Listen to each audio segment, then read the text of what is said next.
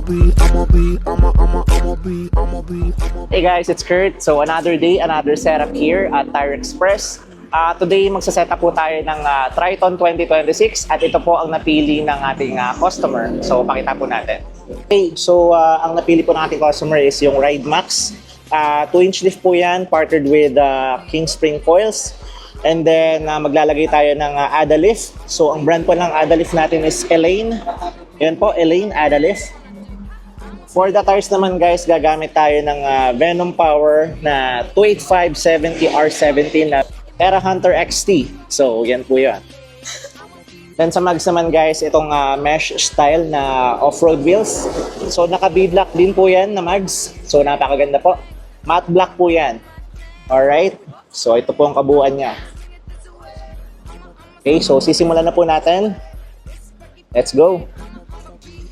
So sa video na to guys, ipapakita po natin yung installation ng bawat parts, nung tires, nung mags, nung shocks, nung ADA lift, tsaka syempre magra-rubbing test din po tayo and magte-test drive po tayo.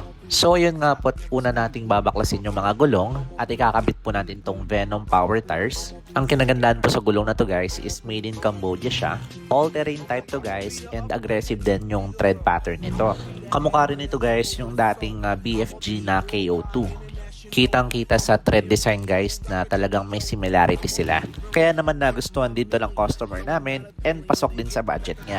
At sa mags naman po, napili ng customer is itong napaka-astig na mesh style na pang off-road na mags. Beadlock style design po ito guys na matte black. At hinanginan lang natin yan guys ng around 33 PSI.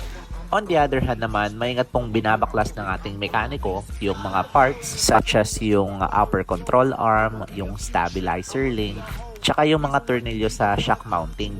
So sa part na to, unahin muna nilang tanggalin yung front shocks dahil kakailanganin po nila yung shock mounting nung dating front shocks niya. At ayun nga po, tinanggal po nila yung shock mounting nung dating shocks. At yan po ay gagamitin natin sa bagong Ride Max na shocks together with the King Spring coils.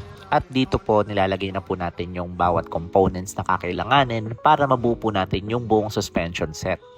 Very important tong part na to guys at talagang kailangan ng precision na tools dahil nakasalalay po dito yung safety ng ating customer. At ang tawag po dyan sa tools na gamit nila is yung spring compressor. Dito maingat nilang kino-compress yung coils sa shocks dahil iniiwasan nilang ma-damage ang mga parts nito. Back and forth nilang ginagawa yan hanggang sa makuha nila yung tamang adjustment. At kapag okay na ay pwede na po nilang tornilyuhan at i-secure yung shock mounting. At meron din pong mga suspension set na naka-coil over na out of the box. Isa sa mga best example natin is yung Pro Fender Queen Series. Available din po yun sa shop at isa po yun sa mga options na pwede nyong pagpilian.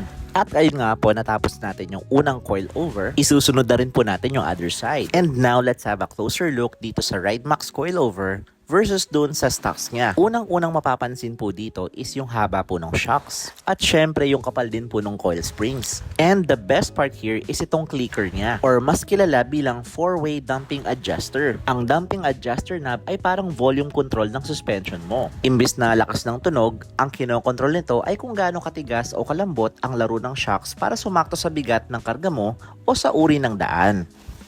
So sa Ride Max, meron siyang 4 levels. Level 1 is the toughest and yung pinaka-comfortable. Level 2 for normal daily rides. Ang level 3 naman ay may firm at heavy control. Level 4 being the hardest, which is perfect para sa heavy off-road adventures. So yun nga po't kinakabit na po nila yung front shocks. Basically, kung paano po nila tinanggal yung lumang shocks is ganun din po nilang ilalagay yung bago. It might sound so simple, pero what our technicians are doing is a precision of work dahil we need to make sure yung safety ng customer.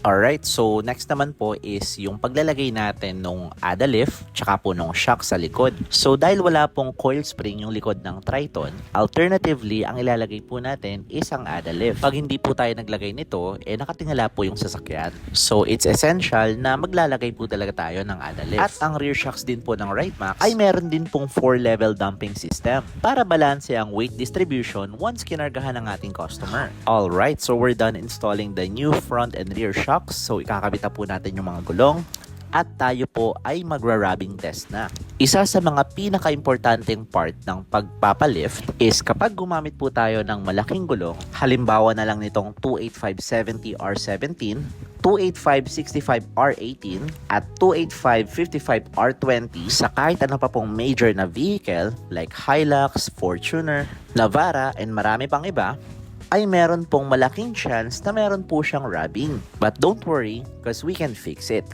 At para po sa Triton, una po nating tinanggal is yung mudguard niya. Take note po na hindi na natin yan ibabalik. Tinanggal na rin po natin yung inner liner splash guard niya. Don't worry po, plastic lang po yan. Tsaka ganito po yung magiging itsura niya sa ilalim, hindi po halata. So basically, ganun din po yung ginawa namin sa kabilang side. So dalawa rin po yung tinanggal natin. And para po totally mawala na yung rubbing sa harapan, binutasan po namin to.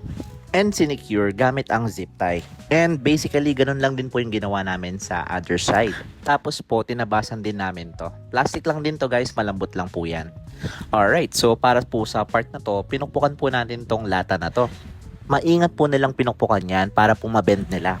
Tapos i-heat gun po nila yan para ma-push nila paloob yung plastic. Dito sa part na to is medyo magtatagal kayo. Pero this is essential para po magamit natin yung tire size na 285, 70, or 17. Alright, so after a few minutes of adjustment, finally na-achieve din po natin ang goal na mawala ang rubbing. We test it multiple times sa harap. Malaki-laki na rin po yung clearance ng fender sa gulong. And also, nawala na rin yung rubbing sa likod at meron pang malaking clearance. Alright, and dahil po dyan, tayo po ay dadako na sa final step, ang drive test.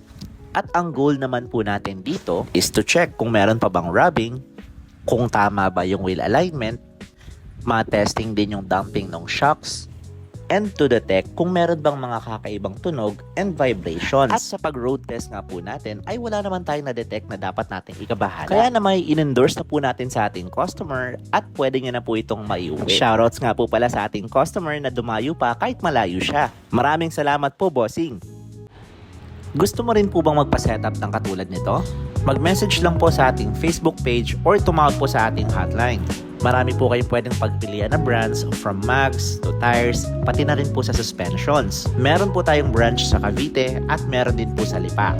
Maraming salamat po!